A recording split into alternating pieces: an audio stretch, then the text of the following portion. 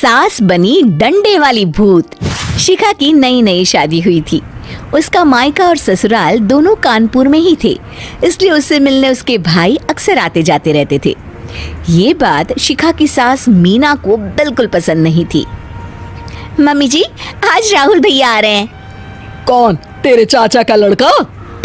जी mummy जी। अरे पर वो तो दिल्ली में रहता है ना? हाँ मम्मी जी, उन्हें कल सुबह दिल्ली के लिए निकलना है, तो वो आज मुझसे मिलते हुए कल सुबह यहीं से निकल जाएंगे। हमने तो धर्मशाला खोल रखी है ना। कुछ कहा क्या मम्मी जी? मैंने कहा हाँ हाँ, आने दे तेरे भैया को, जमकर खातिरदारी करेंगे। अब तो कुछ करना ही पड़ेगा, इससे पहले कि मेरा घर धर्मशाला बन जाए। ये कैसी बातें कर रही हो मीना? सच ही तो कह रही हूँ। अभी इसकी शादी को साल भर भी नहीं हुआ और आए दिन इसके घर वाले आ धमकते हैं। अरे तो क्या हुआ, वो इसी शहर में रहते हैं तो हाल चाल लेने आ जाते हैं। इस बार मैं उनका हाल और चाल दोनों ही बिगाड़ दूंगी। अब बहुत हो गया जी। अरे ये कैसी बातें कर रही हो, हे भगवान, बस आप तो देखते जाइए। शाम को राहुल आता है। नमस्ते आंटी, कैसे हैं आप लोग? हम लोग तो ठीक है, तुम कैसे हो बेटा? मैं भी अच्छा ही हूँ आंटी। बस आज रात के बाद नहीं रहोगे। चलिए भैया, मैं आपको हमारा घर दिखाती हूँ। रात में खाने के टेबल पर शिखा, रोहित कहीं दिखाई नहीं दे रहा। जी भैया, वो ऑफिस के काम से बाहर गए हैं, कल शाम तक आएंगे। अच्छा अच्छा। बेटा, क्या तुम भूत प्रेत में मानते हो? नहीं नहीं आंटी जी, पर अचानक आपको ये ख्याल कहाँ से आ गया? पता नहीं क्यों, कभी कभी मुझे लगता है जैसे रात के समय बैठक में कोई घूमता रहता है। ये आप क्या कह रही हैं मम्मी जी? हाँ, तुम लोग घबरा ना जाओ, इसलिए मैंने आज तक इस बारे में कुछ नहीं कहा। ये आपका वहम होगा आंटी जी, ऐसा कुछ नहीं होता। हो सकता है।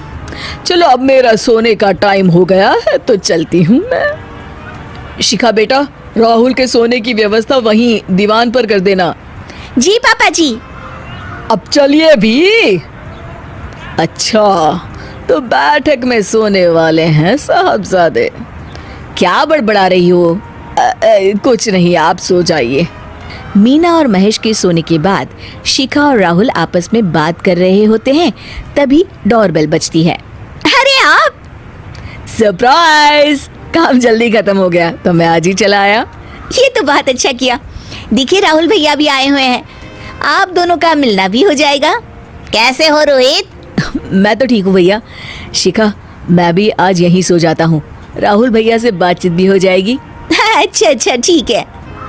मीना आधी रात को उठती है, कंबल मुंह से पैर तक ओढ़ के डंडा लेके बैठक में आती है और देखती है दीवान पर चादर ओढ़े कोई लेटा हुआ है।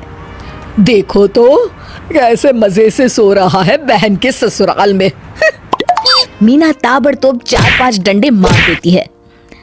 अरे मर गया, अरे बचाओ बचाओ, कौन है? मीना जल्दी से अपने कमरे में भाग जाती है। हे भगवान, ये मैंने क्या किया? ये रोहित कहाँ से आ गया?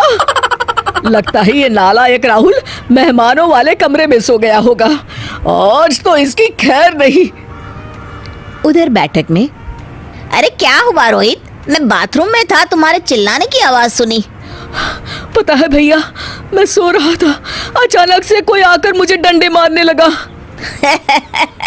ये क्या कह रहे हो? लगता है तुम भी आंटी की तरह भूत प्रेत में मानते हो। नहीं नहीं भैया, सच में कोई आया था। मैं तो जा रहा हूँ मेहमानों वाले कमरे में सोने के लिए। इस समय अपने रूम में जाऊंगा तो शिखा की नींद खराब हो जाएगी। ठीक है भाई, जाओ तुम, जहाँ तुम्हारा भूत डंडा लेके ना आ सके। थोड़ी देर बाद मीना कंबल ओढ़ के डंडा लेकर मेहमानों वाले कमरे में पहुंच जाती है। वो बिस्तर पर से रोहित को फिर डंडों से मारने लगती है। अरे मर गया, अरे मर गया। तू भूत प्रेत में नहीं मानता ना? ये ले, अब डंडे खा। हैं? ये तो माँ की आवाज है। रोहित कंबल खींच देता है। बेटा तू अरे ये क्या कर रही हो माँ? मार मार के मेरा भरता बना दिया आपने। माफ कर दे मेरे लाल, मैंने तो तुझे ही मार मार के लाल कर दिया। मैं तो उस राहुल के बच्चे को सबक सिखाना चाहती थी।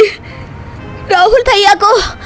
हाँ बेटा, मुझे लगा अगर उसे डंडे मारूंगी तो शिखा के मायके वाले यहाँ आना छोड़ देंगे। हे भगवान, माँ ये घर शिखा का भी है, उसके घर वाले जब चाहे आ सकते हैं। हाँ बेटा, आज मुझे भगवान का इशारा समझ में आ गया। मैं कितना गलत करने चली थी और अपने ही बेटे को चोट पहुंचा दी। अब चुपचाप जाके सो जाओ माँ, और किसी को कुछ बताने की जरूरत भी नहीं है।